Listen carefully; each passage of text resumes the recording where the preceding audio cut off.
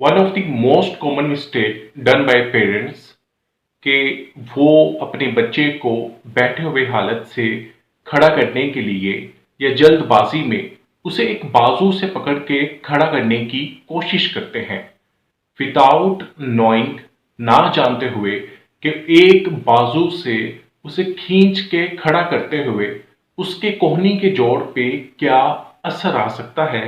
उसकी radius bone, जो forearm की बोन है, उसके डिसलोकेट होने के कितने चांसेस हो सकते हैं और इस पैथोलॉजी को क्या कहते हैं और इसके सिम्टम्स क्या हो सकते हैं, ये आज इस वीडियो में हम डिस्कस करेंगे। वीडियो को स्टार्ट करने से पहले अगर आपने मेरे चैनल को अभी तक लाइक एंड सब्सक्राइब नहीं किया तो जल्दी से मेरे चैनल को सब्सक्राइब करें और बेल के आइकन को भी प्रेस करें। जब आप बच्चे को सिटिंग पोजीशन से बाजू पे फोर्स लगा के एक बाजू से पकड़ के खड़ा करने की कोशिश करते हैं तो दरअसल आप उसकी बाजू पे एक लॉन्गिट्यूडिनल ट्रैक्शन फोर्स अप्लाई कर रहे होते हैं। ट्रैक्शन फोर्स यानी सेपरेशन वाली फोर्स, जो किसी भी चीज को सेपरेट या उसमें कोई स्पेस क्रिएट करने के लिए अप्लाई की जाती है। लॉन्गिट्यूडिनल ट्रैक्शन फोर्स अप्लाई करने से या सडनली या जल्दबाजी में आप बच्चे को बाजू से पकड़ के उसकी पोजीशन चेंज करते हैं या उसको मूव करवाते हैं तो फोरआर्म में मौजूद रेडियस बोन, फोरआर्म के अंदर दो स्पेसिफिक बोन्स हैं, रेडियस एंड अल्ना। आपके थंब वाली साइड पे जो बोन मौजूद है, आपको एक सिंपल रिकग्निशन के लिए बता रहा हूं कि थंब यानी अंगूठे वाली साइड पे जो बोन है ये रेडियस बोन है। रेडियस बोन अपनी जगह से पार्शियली डिसलोकेट हो जाती है या सादा लफ्जों में स्लिप हो जाती है क्योंकि पहले ही उसकी सराउंडिंग पे एक वीक लिगामेंट पड़ा होता है। वीक लिगामेंट यानी लिगामेंट क्या होता है? ये एक सॉफ्ट टिश्यू स्ट्रक्चर है जो कि ज्वाइंट को स्टेबल रखने के लिए कुदरती तौर पे बॉडी में प्रेजेंट होता है।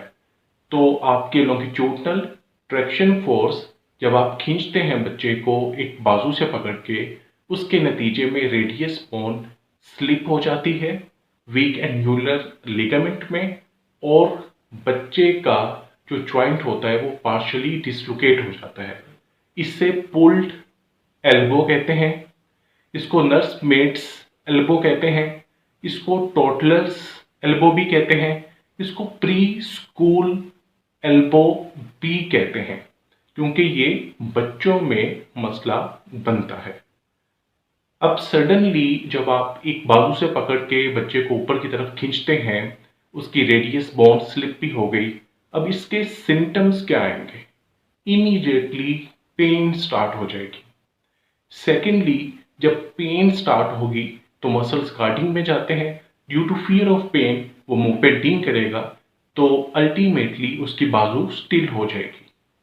पेन हो गई, बाजू स्टिल होगी और जब बाजू स्टिल हो गई, साकिन हो जाएगी, तो वो अपनी कोहनी को बेंड नहीं कर पाएगा, कोहनी की मूवमेंट नहीं होगी। तीन सिम्टम्स अपीयर होंगे। पेन, पेन की वजह से मसल गार्डिंग, मसल गार्डिंग की वजह से मूवमेंट ना होना और एल्बो पे जो कोई भी फ्लेक्शन एक्सटेंशन या फ्लेक्स मूवमेंट है उसको बेंड करना, वो मूवमेंट नहीं होगी। नाउ द क्वेश्चन अराइजेस कि आपने जो एक बाजू से पकड़ के बच्चे का फोर्स लगने से जो एक पुल्ड एल्बो का प्रॉब्लम डेवलप हो गया है, अब वो कितना टाइम लेता है हील अप होने में।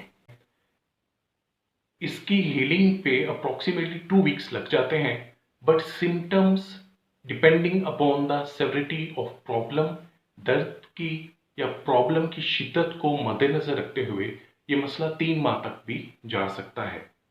अब इसकी रिडक्शन टेक्निक क्या होगी कि आर्म को स्टेबल करके प्रेशर अप्लाई करेंगे रेडियस बोन पे, साथ ही उसको प्रोनेट करके एल्बो को बेंड कर दिया जाता है। And this phenomena, pulled elbow reduction technique, is performed under the supervision of a skilled orthopedic surgeon or the concerned doctor.